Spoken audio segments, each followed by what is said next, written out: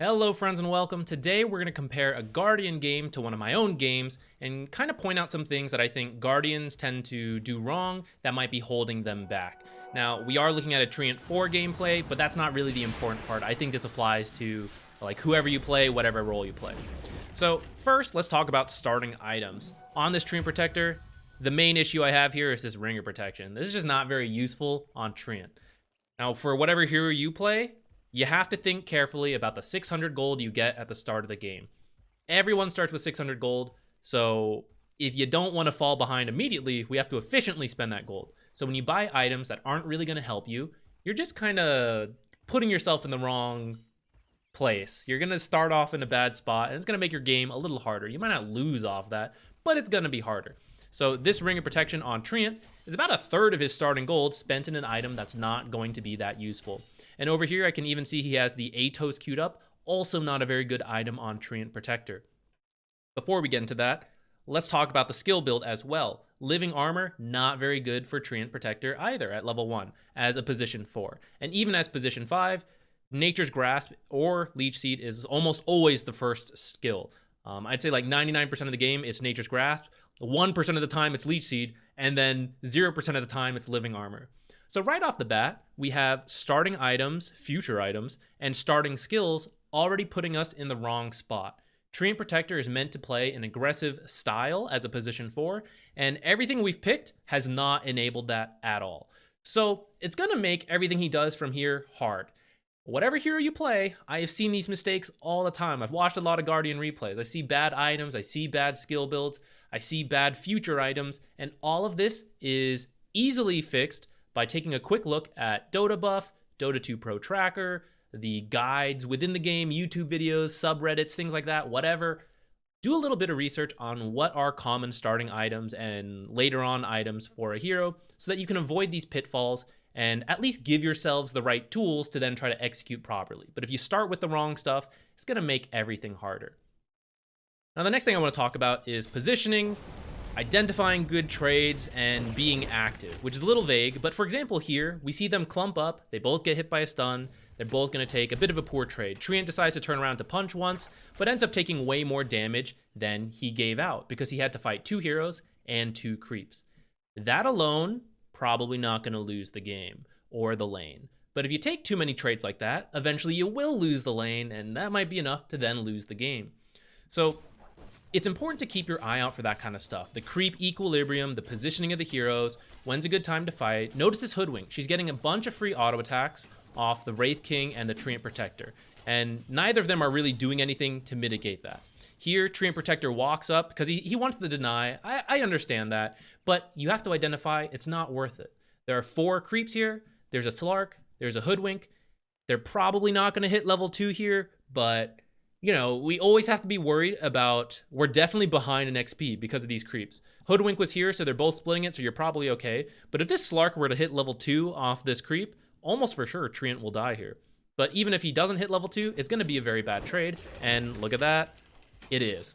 Now, I know that because I've seen the replay, but I could also just tell you that before it happened. And if I were playing the game, I wouldn't be positioned there. That's something I see a lot happen in the Guardian bracket. People take really bad trades, and they don't realize that they're doing so. And so I'll get comments and questions like, oh, how do you deal with this hero? It's like such a tough matchup. They have so much damage. And I watch the replay, and it's like, it's not really like that they have a lot of health. It's that we take trades like this. There's like 7 creeps here, 2 enemy heroes at a higher level, and we walk up too close, and they kill us. They hit us, and we never hit them back. So it feels like they're doing a bunch of damage to us and I can't fight back. It's because we've taken so many bad trades. And it doesn't take that many bad trades. I'm saying it like, oh, you do like 10 bad trades. Like, even just 1 or 2 bad trades will set the tone for the rest of the lane. And it'll always be hard to come back from there on. Now, this Treant, after dying, I think has influenced him a bit. And I know this player is also relatively new, usually plays 5 Treant, so I'm being a little harsh here. But watch, he ends up being a bit passive. And this isn't just limited to him as a new player. I see this a lot in the replays you send to me, guys, where this map awareness is actually pretty good for a new player and for Guardian, so props on that. But this passive playstyle here, this Treant has just been chilling back here. You know, good map awareness, but there's a pull going on. There's dewarding going on. And we're just kind of here. We're kind of just sapping XP, and we're not adding anything to the lane or to the team. And this happens a lot, whether you play 5 or 4. Even the core sometimes do this, where I see them like wait around, not sure what to do. Usually it's more obvious, they go for last hits. But everyone, there's a lot to do in this game, especially for supports at the start of the game. And so anytime you find yourself sitting still for 5 seconds and you can't explain to me why it was important for you to stand still for those 5 seconds, you probably need to find something to do. And if you're not, you may not lose off that, but you're not really doing anything to win the game, right? You're kind of just letting them, maybe they'll make a mistake and we'll win, you know? So it's always important to be looking for things to do. So now let's look at one of my games. The starting item and starting skill build, I promise you guys, is good. I've spent all my money wisely, I've picked the right skills, I've given myself the correct tools to then try to do the correct job. If you buy the wrong items and take the wrong skills, even if you try to do the right thing, you're going to do it suboptimally because you don't have the right tools to do so. So do that research, make sure you're getting the right stuff, and get off on the right foot in the laning stage. From here on out, let's focus on positioning, taking good trades, and being active. You'll notice I'm running through the trees. I'm only showing when I have something to do, so I was trying to get a deny there. She's going to hit me with a spell, but I'm not letting her hit me for free too much. In the last game, Hoodwink got a ton of auto attacks off, chipping away a ton of health. They got a bunch of good trades because we were in the creeps, things like that, but not this game. I'm not letting that happen. I'm looking to be active, block the camps. I happen to find some couriers. This won't always happen to you, but sometimes you get lucky. Now this trade here, this is a big deal. Sometimes I see, and by sometimes I mean quite a lot, you guys get scared off by the first spell that gets used. So a lot of Treant players here at Guardian level might run away. They might get scared here. And if you run away here, Crystal Maiden will hit you a couple times. You'll take about like 200 damage and she will be at full health. And that's a really bad trade. But if you can identify that you can take a good trade, or like at least trade even, that is very important. So I can identify that.